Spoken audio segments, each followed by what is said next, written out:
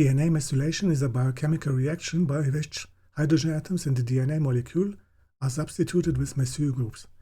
It's an enzyme-controlled modification of the DNA, not a mutation because the nucleobase sequence is not changed.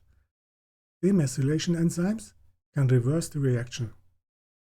Cytosine is methylated at ring to 5-methylcytosine. The degree of methylation is age-dependent. An epigenetic clock is a biochemical test that measures the age. This picture shows the distribution of CpG sites in red and GPC sites in green in the human APRT gene. CpG is in the nucleobase sequence cytosine phosphate guanine. CpG sites in the upstream region from a CpG island. Guanine phosphate cytosine GPC sites are evenly distributed. Distal promoter elements are regulatory DNA sequences that can be many kilobases away from the gene that they regulate.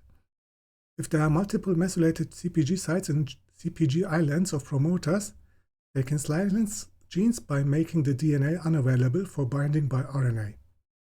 In this picture, the methylated cytosines are shown as red circles at the bottom. Uracil-DNA glycosylase is an example for a DNA repair enzyme. Uracil is a deamination product of cytosine and not a DNA nucleobase. The metabolism causes over 60,000 DNA damages to a human cell per day. The enzyme can find the errors in the DNA strand and repair them based on the information stored in the other intact DNA strand. Enzymes are proteins and biological catalysts with a unique three-dimensional structure. How enzymes manage to selectively loosen bonds is not fully understood. There could be a time component that enables this process.